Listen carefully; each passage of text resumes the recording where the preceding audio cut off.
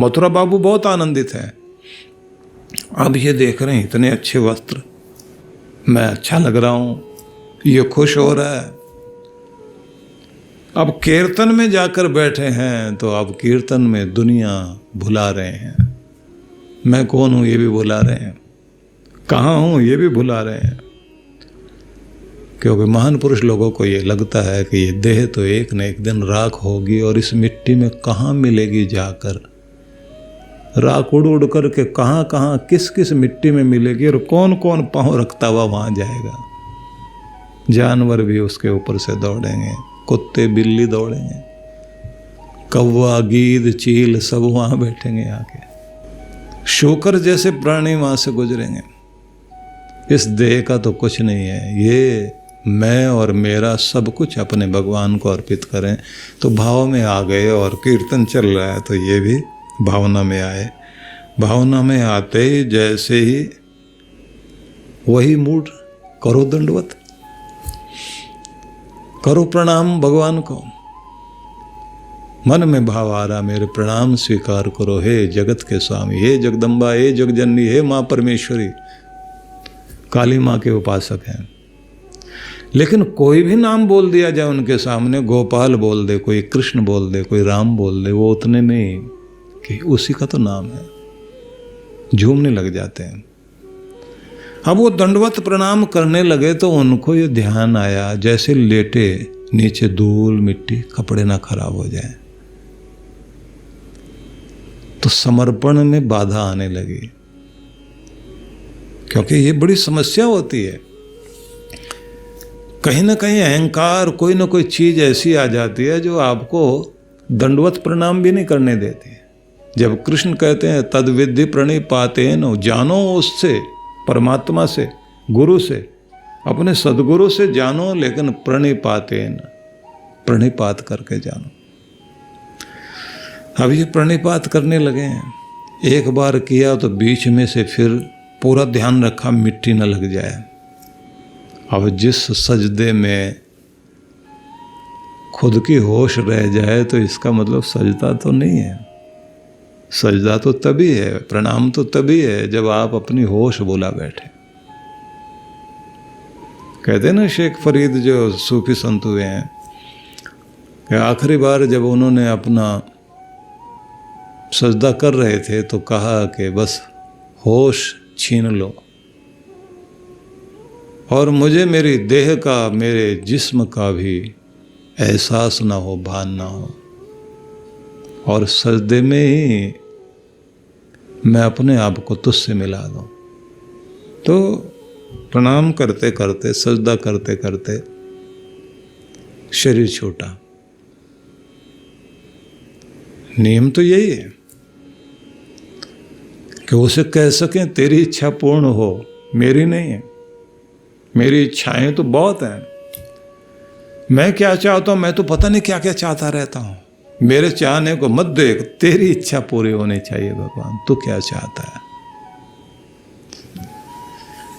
दंडवत प्रणाम किया, एक बार, दो बार, तीन बार, लेकिन जो आनंद रोज आता था आज आया नहीं। चीखने लगे अपने ऊपर, शऊर नहीं है सजदे का तुझको, मतलब तरीका नहीं आता, शिष्टाचार नहीं है तेरे पास कि कैसे सिर झुकाया जाता है। झुको है हजरत तालिब, दरे हबीब है ये, प्यारे का दर है ना, यही है वो दर जहां सर झुकाए जाते हैं। अपने प्यारे के दरवाजे पर तो सारी दुनिया में अकड़ के चलना, लेकिन एक ही तो जगह है जहां अकड़ से पकड़ छूट जाती है। अकड़ छोड़ के आओ। तो उन्होंने अपने जैसे 3 बार प्रणाम किया, दंडवत किया तो नहीं हुआ, लगा कि गड़बड़ है। ध्यान आया कि कपड़ों का ध्यान आता है बार बार। इन्होंने कहा कि ये कपड़े कीमती हैं, फाड़ दिए। फाड़ करके फिर उन्होंने दंडवत प्रणाम किया और रोने लगे। और क्या बोल रहे हैं, वो कोई भी चीज कीमती नहीं है भगवान जो तेरे से दूर करती हो। कीमती तो वही चीज है जो तुझसे मिला दे। ये वस्त्र कीमती नहीं है क्योंकि बाधा बन गए हैं। इसलिए बड़ा प्रोटोकॉल है। तद विधि प्रणिपातेन परिप्रश्नेन, और फिर कहते हैं परिप्रश्न करो, लेकिन कैसे? सेवया, सेवा से दिल जीतो पहले अपने गुरु का, और फिर जिज्ञासा करो। देखिए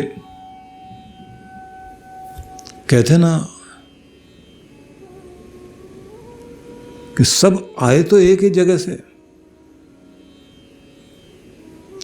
आए एक ही धाम से, उतरे एक ही घाट, हवा लगी संसार की, हो गए 12 बाट।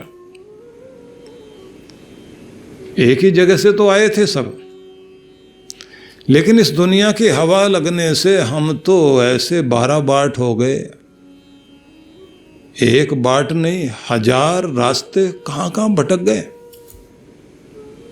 बिखर गए। जो पाने के लिए आए थे वो तो पा ही नहीं, प्राप्त नहीं कर पाए। कारण क्या है कि हम लोगों का जो जिस रूप को बदलना चाहते हैं गुरु,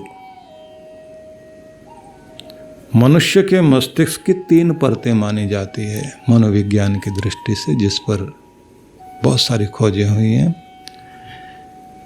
एक तो हमारा लिम्बिक सिस्टम है, एक रेप्टिलियन है, और तीसरा माना जाता है नियोकार्टेक्स। हमारे मस्तिष्क में विकास की परंपराएं चलते चलते हम जहां जा कर के अपने आप को, अपनी दिशाओं को मोड़ सकते हैं, तो वो स्थिति जो है नियोकार्टेक्स की है। तो एक स्थिति होती है जिसको हम बोलते हैं रेप्टिलियन, मतलब सरीसृप के समय से चले आ रहा है हमारा ये ब्रेन, जिसको बोलते हैं एनिमल ब्रेन। जिसको भड़काए कोई उत्तेजित कर दे तो हमारे अंदर का जानवर जाग जाता है। इतना गुस्सा दिला दिया, 4 आदमी को उठा के फेंक दिया, मार के छोड़ूंगा, अब नहीं, गोली मार दूंगा, चीर दूंगा, काट दूंगा। बोला कैसे तुमने, छेड़ा कैसे, बाढ़ में जाए ये भी वो भी फलाना भी, पता नहीं क्या क्या बोलता आदमी, क्योंकि जगा दिया अंदर का एनिमल ब्रेन। जिस समय दुनिया भर के लोगों ने रिसर्च की, जैसे प्राचीन काल की बात नहीं, अभी की बात करता हूं, योगी अरविंद ने जैसे कहा कि एक आदर्श मनुष्य की कल्पना होनी चाहिए, भावी मनुष्य कैसा होना चाहिए। ऐसे इंसान की जरूरत नहीं, बहुत बुद्धिमान तो हम लोगों ने बना दिए लोग, और बुद्धिमान भ्रष्ट हो गए, बेईमान हो गए, धोखा देने वाले हो गए, भ्रष्टाचार कर रहे हैं, बैठे कुर्सियों पर बेच बेच के खा रहे हैं। उन्हें न देश का पता, न धर्म का पता, न इंसानियत का पता, हर एक का फायदा उठाने के लिए लगे हुए। तुमने कौन सी पढ़ाई करा दी आदमी को? कम पढ़ा लिखा उतना जानवर नहीं बन पा रहा है, ये तो दूसरे कैसे क्या कर रहे हैं। वो बड़ी घबराहट है। गुरुजनों की जिम्मेदारी साधारण नहीं है कि मनुष्य के अंदर के मस्तिष्क को बदला जाए। टैगोर ने इस बात को अलग ढंग से लिया। उन्होंने कहा शिक्षा एक मार्ग है। शांति निकेतन की स्थापना की ना जब, उन्होंने कहा शिक्षा एक माध्यम है। छोटे बच्चे के मस्तिष्क में वहीं से शुरुआत की जाए कि जिससे भावी मनुष्य की योजना बनाई जा सके। ऐसा इंसान होना चाहिए। जिस समय आइंस्टाइन से पूछा गया था कि आप विज्ञान के विषय में क्या समझते हैं आने वाले टाइम में, बोले अभी तक हमने पदार्थ पर काम किया है, अब आने वाले समय में विज्ञान को जो है वो मनुष्य पर काम करना चाहिए। जिसके लिए पदार्थ हैं, इनका उपयोग कैसे होना चाहिए, उपयोग करने वाला ठीक किया जाए। आप देख रहे हैं ना जो कुछ हमारे पड़ोस के देशों में कुछ हो रहा है। आप सोच सकते हैं इंसान ऐसा हो सकता है, यहां तक पहुंच सकता है। दुनिया भर के गुरुजनों का, बुद्धिमानों का कर्तव्य बनता है। मनुष्यता इस समय जैसे बिखर गई है, कम से कम वो दया, वो निर्भयता वाला संसार फिर से खड़ा हो। तो इसलिए मैं आपको ये कहना चाहता हूँ कि एक बार फिर से ये जो आतंक, ये जो भय, ये जो लालच, ये जो क्रोध, काम, क्रोध, लोभ, मोह, अहंकार, मद, मत्सर, ये जो कहा गया है ना कि कौरव की सेना कोई और नहीं, आपके अंदर बसी हुई है। दुर्योधन भी अंदर ही है। गीता की शुरुआत में जिस तरह से बताया गया है कि ये 18 लोग कौन है, 18 अक्षौहिणी कौन सी है जो कुरुक्षेत्र की युद्ध भूमि में लड़ने के लिए खड़ी हुई है। 11 अक्षौहिणी सेना लेकर के 7 मारुतियों के साथ दुर्योधन खड़ा हुआ है, और 7 अक्षौहिणी सेना लेकर के 11 मारुतियों के साथ अर्जुन खड़ा है। तो ये क्या चीज है, ये 18 क्या है? और 18 अध्यायों की आपकी गीता, 18 पर्व का आपका महाभारत, और 18 दिन युद्ध लड़ा गया। तो अलग समय में इस पे चर्चा हो सकती है, लेकिन मैं आपको फिर वहीं लेकर चलता हूं कि बहुत जिम्मेदारी बनती है गुरु की भी। पर श्री कृष्ण तो ये कहते हैं कि शिष्य को कैसे आना चाहिए, तुम्हारी जिंदगी में गुरु का होना बहुत जरूरी है।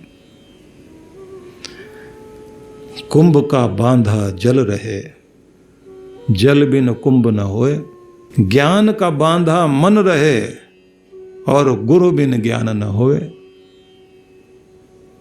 कहते हैं जल को बांधता है कुंभ। कोई कहे ना पानी बांध के लाओ, तो आदमी कहता अभी लाता हूं। गया एक घड़ा लेकर, फटाफट जो है तालाब में, सरोवर में, कुएं में डाला और बांध के लेके आ गया, ये लो साहब। तो कुंभ का बांधा जल रहे, जल को बांधा जाएगा कुंभ से, घड़े से। और जल बिन कुंभ ना होए, बिना पानी के तो घड़ा भी नहीं हो सकता। घड़ा बनेगा तो वो पानी से ही बनाया जाएगा। अब कहते हैं कि दोनों एक दूसरे पर टिके हैं, लेकिन एक बात ध्यान रख लेना, कुंभ ने पानी को बांध तो लिया, लेकिन उसे ध्यान रखना चाहिए कि उसे भी बनाया है तो पानी नहीं बनाया है। अब आगे वो कहते हैं कि ज्ञान का बांधा मन रहे, मन को बांधेगा ज्ञान, वही गड़ा है। लेकिन ये जो ज्ञान है, गुरु बिन ज्ञान ना होए, तो गुरु के बिना तो होगा ही नहीं। तो समझ में क्या आया? बोले तुम कितना भी अपने को वश में करके, दुनिया को वश में करने के लिए, पूरे संसार में अपना प्रभाव बनाने के लिए कितनी भी कोशिश कर लेना, लेकिन इस सब के पीछे एक शक्ति काम करेगी, तुम्हारा ज्ञान बनाए रखना और तुम्हारे ज्ञान को बढ़ाए रखना। उस सब के पीछे एक शक्ति खड़ी है, उसका नाम है सद्गुरु। उसके बिना तुम्हारा कुछ भी होने वाला नहीं है। इसलिए श्री कृष्ण जब ये कहते हैं तद विद्धि प्रणिपातेन परिप्रश्नेन सेवया, कि प्रश्न करना, जिज्ञासा करना, लेकिन सेवा के साथ, उपदेक्ष्यन्ति ते ज्ञानम ज्ञानिनस् तत्वदर्शिनः, तत्वदर्शी ज्ञानी लोग आपको जो उपदेश करेंगे उससे आपका कल्याण होगा। तो कैसे बैठना चाहिए गुरु की शरण में, ये तो समझा, लेकिन पाना कैसे है, गुरु शक्ति क्या है? वो जो मंत्र दिया जाता है, वो मंत्र किस लिए इतना अद्भुत हो जाता है कि आप ब्रह्मांड की परम चेतना से जुड़ने के साथ ब्रह्मांड में फैली हुई दिव्य शक्तियों से जुड़ जाते हैं, और फिर आपका सर्वांगीण विकास होता है। 7 दिनों में ये संसार बटा हुआ है, 7 रंगों में बटा हुआ, 7 स्वरों में बटा हुआ है, तो 7 चक्रों में भी बटा हुआ है। 7 शक्तियां आपकी हैं, 7 नस्लों वाला, 7 दीपों वाला संसार, सप्त ऋषियों वाला संसार, 7 नक्षत्रों वाले संसार में 7 चक्र हैं। इन 7 चक्रों में 7 शक्तियां, जिन 7 से आप अपने आप को विकसित करते हो। गुरु यहीं से तो शुरू करता है। और ब्रह्मांड से आती हुई ये ऊर्जाएं जब आपके अलग अलग चक्रों में अपना काम करती हैं तो आपके भीतर की एक दुनिया का बहुत बड़ा विकास शुरू होता है। कल हम लोग ये चर्चा कर रहे थे कि भगवान श्री कृष्ण ये कहते हैं कि तुम अपने जीवन को उत्कृष्ट बनाने के लिए गुरु की शरण में अवश्य पहुंचो। उपनिषदों ने निर्देश देते हुए कहा, तद विज्ञानार्थम सह गुरुमेव अभिगच्छेत समितपाणि श्रोत्रियम ब्रह्मनिष्ठम। उस परम तत्व को जानने के लिए प्रत्येक व्यक्ति को यह सबसे पहला कार्य करना चाहिए कि गुरु की शरण में जाए, समितपाणि होकर जाए, मतलब अपने हाथ में समिधाएं लेकर जाए।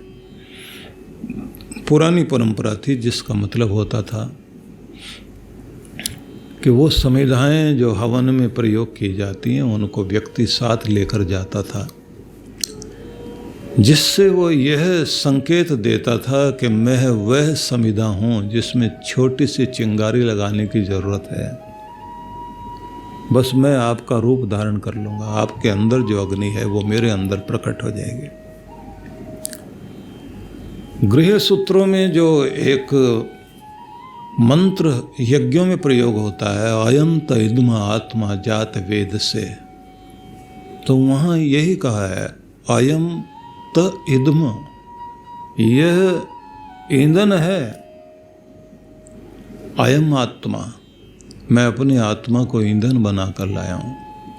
अयं त इदम आत्मा जात वेद से तेन इद्यस्व वर्धस्व, बस तुम इसके द्वारा मुझे जागृत कर दो, बढ़ूं, जागृत हो जाऊं, और फिर हमें प्राप्त होगा चासमान प्रजया पशु। हमें अनेक प्रकार की सुख समृद्धि और जो दुग्ध क्रांति की बात की जाती है कि दूध पूत संतान, घर में अन्न धन सुख समृद्धि, प्राणों में जीवनी शक्ति, ये तो मिलेगा ही आपकी कृपा से, लेकिन हम आपके योग्य बन सकेंगे तो अपने आप को भगवान के साथ जोड़कर हम परमात्मा के परम आनंद को प्राप्त करने वाले बन सकें। तो इसके लिए आवश्यक है कि व्यक्ति गुरु की शरण में जाए,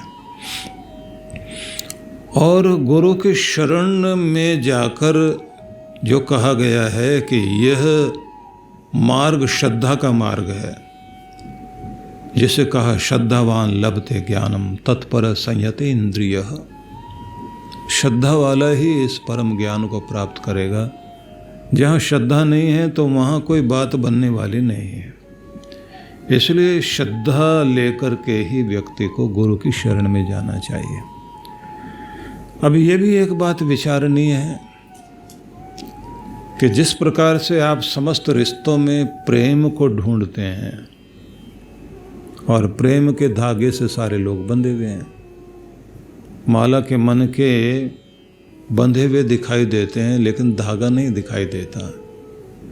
जो सबको जोड़े हुए वो धागा तो प्रेम ही है। सब एक दूसरे के साथ बंधे हुए तो प्रेम के कारण बंधे हुए हैं। भगवान के प्रति यही प्रेम जो है, भक्ति तो बनता ही है, लेकिन उससे पहले ये श्रद्धा बनता है। श्रद्धा कितनी बड़ी ऊर्जा बन जाती है, पहाड़ों पर चढ़ाएगी व्यक्ति को, अमरनाथ भी लेकर जाएगी, भले ही गोलियां चल रही हैं या फिर वहाँ बारिश हो रही है या बर्फ पड़ी हुई है। कैलाश में चले जाओगे, भले ही वहाँ सांस लेने में मुश्किल हो, कठिन से कठिन मार्ग पार कर जाओगे, जीवन दांव पर लगा दोगे, क्योंकि श्रद्धा है। श्रद्धा को दूरियां नहीं दिखाई देती, श्रद्धा को कष्ट नहीं दिखाई देता, श्रद्धा को मौसम में गर्मी सर्दी ठंड नहीं दिखाई देती। अश्रद्धा से आदमी अपने घर से भी निकलने में 10 बार सोचता है। कृष्ण कहते हैं एक ही सीढ़ी है, श्रद्धा लेके जाएगी तुम्हें भगवान के दर तक, और श्रद्धा पहले गुरु से मिलाएगी और गुरु फिर आपको आगे लेकर चलेगा। लेकिन श्रद्धा को बढ़ाओ।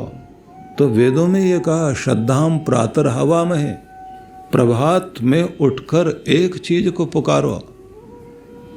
शरीर में शक्ति के लिए हम आह्वान करते हैं, मेरा शरीर स्वस्थ रहे, शक्ति से भरपूर रहे, स्वस्थ रहूं, निरोग रहूं। लेकिन वेदों में कहा नहीं, तुम ये सब तो मांगते ही हो, तुम श्रद्धा को पुकारो। क्योंकि कर्तव्य कर्म धर्म कर्म सब चीजें श्रद्धा के कारण होंगे। श्रद्धा होगी तो जागोगे इस समय में, श्रद्धा होगी तो आप उठकर अपना प्राणायाम ध्यान योग और फिजिकल एक्सरसाइज सभी कुछ कर लोगे। जिन्होंने अपनी श्रद्धा को बढ़ा लिया वो लोग अद्भुत लोग होते हैं। उनके सामने संसार भर के आकर्षण कितने भी हों, टेलीविजन चल रहा हो फटाफट बंद करेंगे, वो कहेंगे समय हो गया, इसमें इतनी ताकत नहीं है कि ये बांध के मुझे रोककर खड़ा कर दे। मेरा लक्ष्य ना छूट जाए, मेरी ट्रेन ना छूट जाए, स्वास्थ्य की ट्रेन ना छूट जाए, सही नींद लेने की ट्रेन ना छूट जाए। क्योंकि कोई ट्रेन आपका इंतजार नहीं करती। स्वास्थ्य की ट्रेन निकल ना जाए, आपको समय पर पहुंचना पड़ेगा, उठना पड़ेगा। आपकी लापरवाही से न जाने कितना कुछ छूट गया जिंदगी से, लेकिन श्रद्धा लापरवाही भी नहीं होने देती। जब इंसान अपने गुरु के आश्रम में धाम में आता है तो उस पूरी भूमि में ये समझता है यहाँ अनर्गल करने के लिए कुछ भी नहीं होना चाहिए। महाराष्ट्र की धरती पर आप जाएं, वहाँ कोई भी पुण्य कार्य किया जाता है तो उससे पहले सावधान सावधान सावधान 3 बार बोलते हैं। सीधा ही मतलब ये है कि आप जागृत हो जाएं, सावधान हो जाएं। आप कहाँ हैं? सतर्क हो जाएं, सावधान हो जाएं। क्योंकि जो सतर्क है, जो सावधान है, जो जागृत है, उन्हीं के लिए तो जीवन के परम फल हैं। वेदों को पढ़िए, यो जागार तम रिच कामाय, यो जागार तमु सामान्यंती, अग्नि जागार तमु रिच कामयंते। अग्नि जागृत है, अग्नि की तरह जो भी जागृत है उसके लिए पवित्र वेद का ज्ञान है, और जो जागृत है उसी के जीवन में शाम का मधुर संगीत आता है, वो रसपूर्ण हो जाता है। वेद आदि शास्त्र तमुरिच कामयन्ते, वेद के पवित्र संदेश उसी की कामना करते हैं।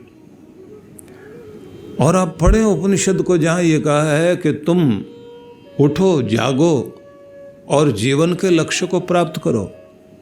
स्वामी विवेकानंद ने जिसके लिए कहा था, उठो जागो और तब तक चलते रहो जब तक तुम अपने लक्ष्य को प्राप्त न कर लो। सब ऋषियों ने, मुनियों ने, ज्ञानियों ने, ध्यानियों ने एक ही चीज कही है कि जागृत हो जाओ। अग्ने त्वम सुजागृहि वयम सुमंदिशीमहि, ये भी वेदों में है। मेरे भीतर की वो अग्नि तू जाग और मुझे आनंद से भरपूर कर दे, मेरी आग न बुझ जाए। श्रद्धा ही तो है जो ये आपकी अग्नि को जागृत करेगी। इसको बार बार आह्वान करना पड़ता है।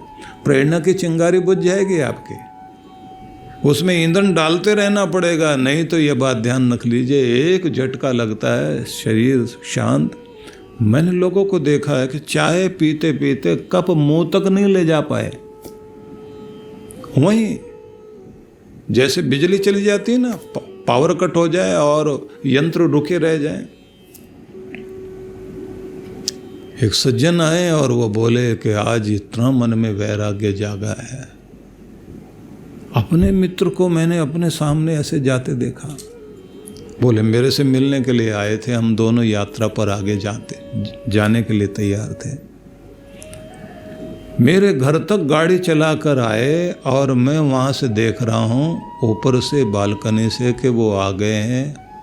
गाड़ी का दरवाज़ा खोला, एक पाँव नीचे, एक पाँव अभी गाड़ी में है और वैसे खड़े हैं। तो मैं आवाज़ दे रहा हूँ कि आओ भाई, लेट हो रहे हैं, कर क्या रहे हो, कुछ गाड़ी में गड़बड़ है। 5-7 मिनट हो गए हम देख रहे हैं, तो हम कहे भागते हुए, कोई दिक्कत लगती है। देखा बस एक पाँव नीचे ज़मीन में और एक गाड़ी में है, दरवाजे पर हाथ रखा हुआ, सांस निकल गया। यात्रा पर जाना था लेकिन दूसरी यात्रा पर निकल गए। क्या भरोसा है जीवन का। बड़े सपने लिए बैठे हम लोग, और जब तक जीवन रहेगा काम किसी के खत्म होने वाले नहीं है। न जाने कितनी चिंताएं, कितनी आशाएं, कितनी इच्छाएं। इसलिए अच्छा यही है, जीवन जितना भी है इसे कीमती बनाइए, जीवन में संतुष्ट और शांत होइए। और जैसे आपके ग्रंथों में बार बार कहा गया कि वो भी कमाओ जो जीवन चलाने के लिए यहाँ ज़रूरत है, लेकिन वो भी कमाओ जो जीवन के बाद साथ जाएगा और काम आएगा।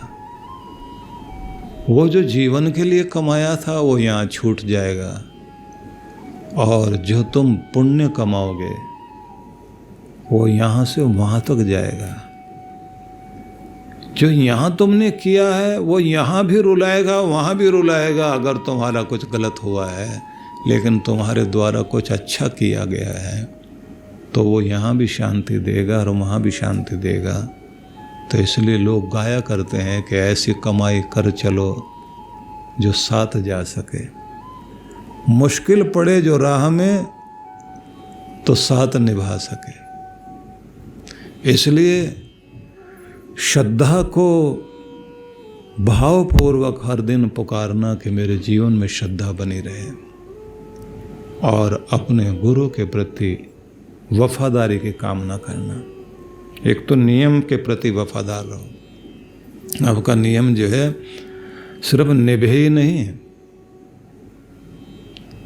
उसके प्रति इतनी वफादारी होनी चाहिए कि अपने नियम में नियमित हो जाओ, क्योंकि नियम से ही संसार चलता है, नियम से सूरज उगता है, नियम से अस्त होता है, नियम से हवाएं चल रही हैं, नियम से सारी चीज़ें घट रही हैं। इसी नियम के कारण संसार में सौंदर्य है, इसी नियम के कारण हम लोग जीवन जी रहे हैं। कोई भी नियम कहीं टूट गया तो आपकी जिंदगी नहीं है। भगवान ने हम सबको स्वतंत्रता दी है कि अपनी बुद्धि से सोच के अपने नियमों को बनाओ।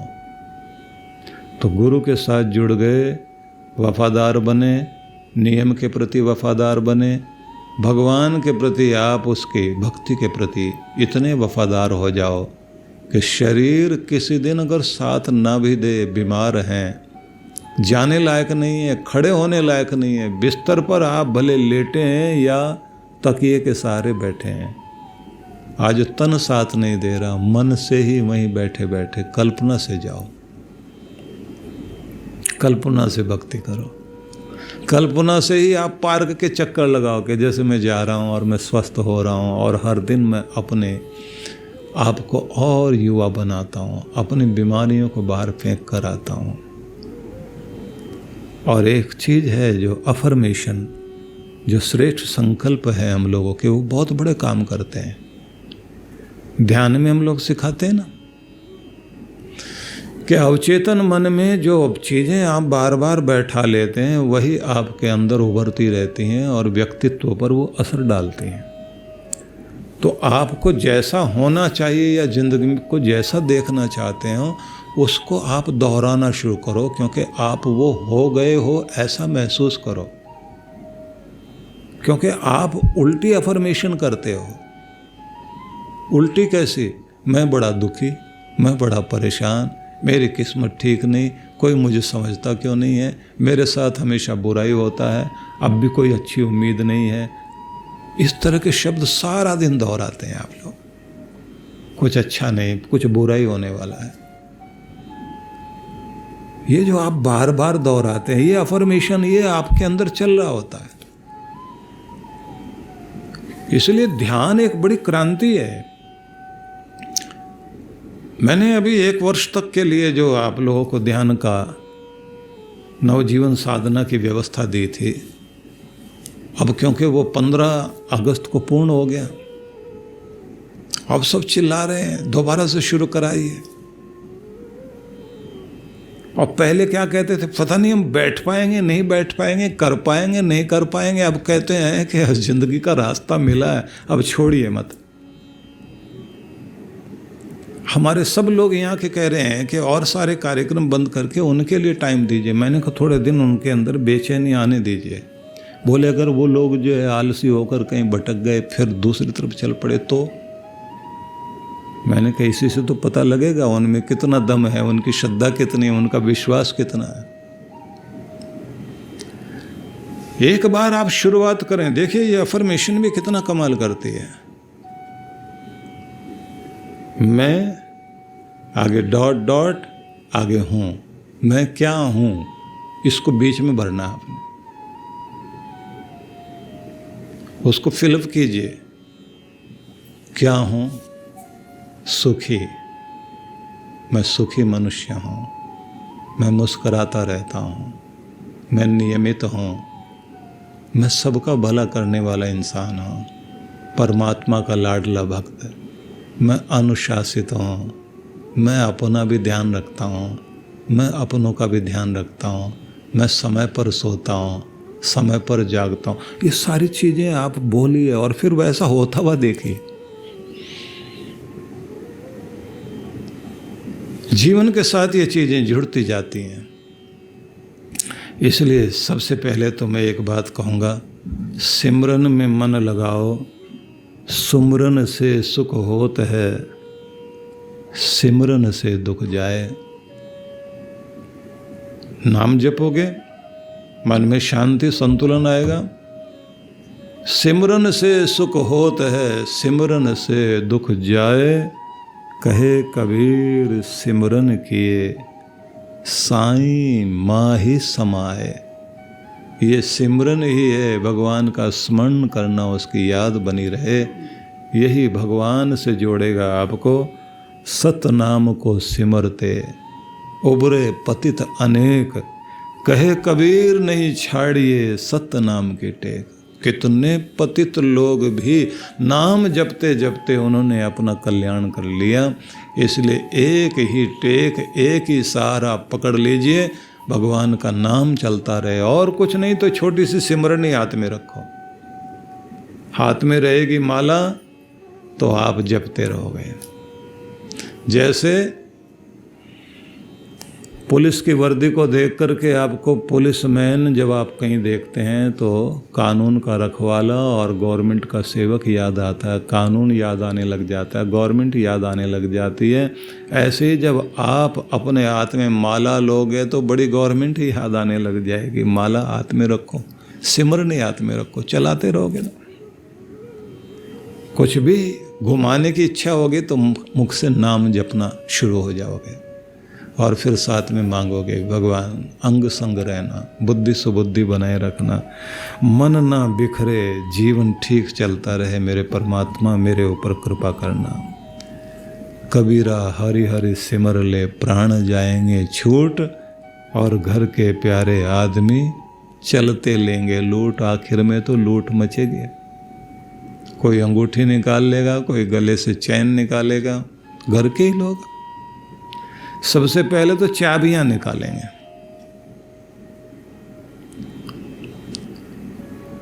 उनको ये पहले ध्यान में रहता है, पॉकेट में कुछ रहना नहीं चाहिए। कबीर ने कहा लूट मचेगी, और 2 गज कपड़ा वो पहनाया जाएगा जो बिना सिला होगा। और जिस जगह कभी जाना नहीं चाहते, देखना भी नहीं चाहते, वहां आखिर में जाके सोओगे। शमशान घाट की तरफ कौन देखना चाहता है? किसी दिन देख लेना, तुम्हें ऐसी नींद आएगी तुम सोए जग न पाओगे, तुम्हें दुनिया जगाएगी। जीवन का ये भी एक भाग है, और इसको अगर याद रखोगे तो कल्याण होगा। कबीरा निर्भय नाम जप, जब तक दीवा बाती, जब तक सांस चल रहा है, आंखों में चमक है, परमात्मा का नाम जपो। तेल घटे बाती बुझे, सोएगा दिन राती। इसलिए श्रद्धा को पुकारिए, नाम सिमरन करना शुरू कीजिए, अफर्मेशन का प्रयोग करें, अपने आप को उन नियमों में डाल लीजिए जो नियम आपका कल्याण करने वाले हैं। और एक निवेदन और, सभी के पास एक और बड़ी चीज़ होनी चाहिए। एक शायर की पंक्तियां हैं कि इबादत तुम्हें एक मुकाम तक लाती है। प्रार्थना भक्ति करते हो ना, वो एक जगह तक तो ले आएगी तुम्हें। भक्ति करते करते एक जगह तक पहुंच जाओगे। इबादत तुम्हें एक मुकाम तक तो लेकर आती है, लेकिन दीवानगी ही है जो आगे का रास्ता दिखाती है। इसके बाद तो बस एक जरूरी चीज होती है, दीवानापन, पागलपन सवार हो जाना चाहिए। और जब आपके अंदर ये दीवानगी जाग गई, बस वो रास्ता दिखाती जाएगी और वो मिलाएगी भगवान से। इसलिए बहुत बहुत श्रद्धा रख करके आप दीवानगी को अपने अंदर पैदा करिए और उसके बाद इसका कमाल देखना शुरू कीजिए। तो एक व्यवस्था तो ऐसी कर लें, हर दिन खुद भी वातावरण बनाएं घर में।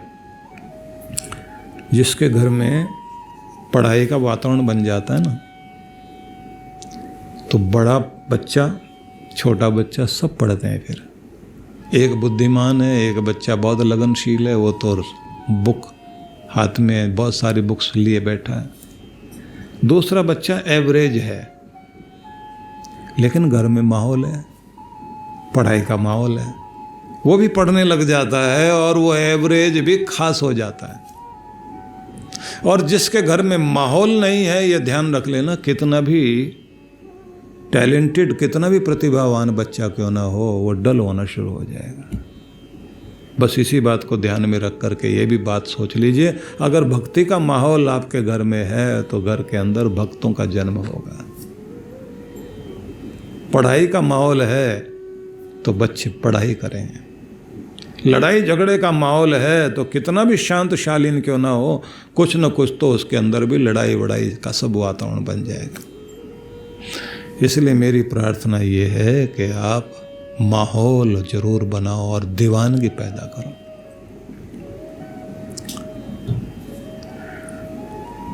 इसलिए कहते हैं कि छोटी आयु से नाम सिमरन सिखाओ बच्चों को, और जितना जल्दी हो सके दीक्षा लेने की कोशिश करनी चाहिए। जब दीक्षा में बैठते हैं हम लोग, जब ये बात सिखाते हैं ना, ये 24 घंटों में से कम 24 मिनट अपने लिए और 24 मिनट अपने भगवान के लिए निकालना शुरू करो। 24 घंटों में से 1 मिनट जोड़ते जोड़ते 24 मिनट हो जाएंगे, ये भगवान को देने हैं। और 24 मिनट कम से कम अपनी सेहत के लिए देने हैं आपने। इतना भी करते रहे तो भी स्वस्थ रह जाओगे। एक से डॉक्टर की लाइन में नहीं लगोगे और दूसरे को अपनाने से यमराज की लाइन में नहीं लगोगे, दोनों से बच जाओ। सारे काम अपने लिए करते हो, एक काम 24 घंटों में कम से कम सेवा के लिए करना शुरू कर दो। ये तो सब सिखाते हैं हम लोग। नहीं कोई काम बन पाए आपसे, एक जग पानी का उठाना, जाकर के किसी पेड़ में डाल देना, पौधे में डाल देना, आपकी सेवा लग जाएगी। दीक्षा देते समय सद्गुरु सेवा सिमरन सत्कर्म से जोड़ता है। और सबसे बड़ी बात तो यह है कि जब आप भगवान से जुड़ जाते हैं और दीक्षा वाले हो जाते हैं तो क्या महसूस होता है? महसूस होता है कि हर पल मेरे साथ कोई शक्ति चल रही है और वो शक्ति मुझे कहीं अकेला नहीं रहने देती, वो बचा रही है, मुझे संभाल रही है।